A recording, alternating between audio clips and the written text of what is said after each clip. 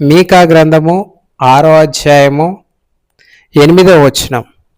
మనుషుడా, ఏది ఉత్తమమో అది నీకు తెలియజేయబడి ఉన్నది. న్యాయముగా నడుచుకొనుటయు, కనికరమును ప్రేమించుటయు, దీన మనస్సును కలిగి నీ దేవుని ఎదుట ప్రవర్తించుటయు ఇంతే గదా యెహోవా నిన్ను అడుగుచున్నాడు. దేవుడు ఏం కోరుకుంటున్నాడు?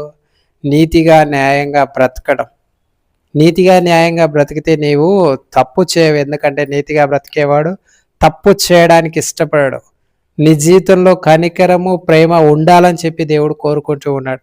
ఎందుకంటే కనికరము ప్రేమ ఉంటే మోసం చేయడు ఇతరులను. అలాగే దేవుని యందు భయభక్తులు కలిగి జీవించాలని దేవుడు కోరుకుంటూ ఉన్నాడు. దేవుని యందు భయభక్తులు కలిగి జీవిస్తే పాపం చేయలేవు. నీ కొరకు తన ప్రాణాన్ని అర్పించిన నీ దేవుడు ఈ 3 విషయాలను నీ దగ్గర కోరుకుంటూ ఉండగా, ఈ 3 విషయాలు నీ జీవితంలో నువ్వు చేయగలుగుతున్నావా లేదా ఒక్కసారి ఆలోచించు. నీవు పరీక్షించుకో. నీతిగా న్యాయంగా బ్రతకగలుగుతూ ఉన్నావా? ప్రేమ కనికరం కలిగి జీవించగలుగుతూ ఉన్నావా? దేవుని యందు భయభక్తులు కలిగి బ్రతకగలుగుతూ ఉన్నావా లేదా ఒక్కసారి ఆలోచించు. నీవు పరీక్షించుకో. నీవు నీతిగా యథార్థంగా బ్రతుకుతూ ఉంటే, నీవు నీతిగా న్యాయంగా బ్రతుకుతూ ఉంటే తప్పు చేయడానికి నీకు ఏమాత్రము ఇష్టం ఉండదు. తప్పు చేస్తున్నావు అని అంటే ఖచ్చితంగా నీ జీవితంలో నీతి న్యాయం అనేది లేదు. ప్రేమ కనికరం కలిగి ఉంటూ ఉన్నావా? ప్రేమ కనికరం కలిగి ఉంటే నీ జీవితంలో ఇతరులను మోసం చేయలేవు. ఇతరులను మోసం చేస్తున్నావు అని అంటే నీ జీవితంలో ప్రేమ కనికరం లేదు. దేవుని యందు భయభక్తులు కలిగి జీవిస్తున్నావా? దేవుని యందు భయభక్తులు కలిగి జీవిస్తూ ఉంటే పాపాన్ని చేయలేవు. పాపం చేస్తున్నావు అని అంటే దేవుని యందు భయభక్తులు కలిగి జీవిస్తున్నట్టు కాదు. యాకోబు రాసిన పత్రిక 1వ అధ్యాయంలో యాకోబు గారు ఎంతో స్పష్టంగా మాట్లాడుతూ ఉన్నాడు.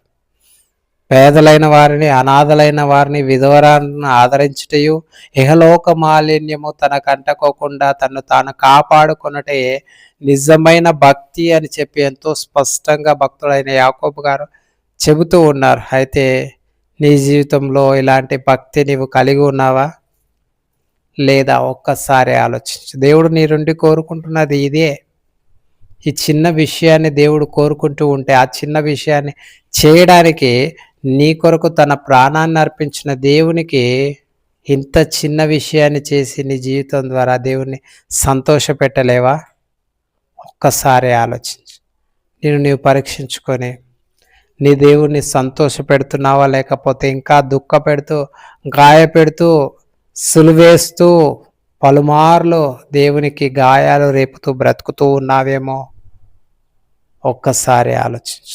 నీవు పరీక్షించుకొని సరిచేసుకోవాల్సిందిగా ప్రభువు పేరిట ప్రేమపూర్వకంగా మనవి చేస్తూ సెలవు తీసుకుంటూ ఉన్నాను. Praise the lord.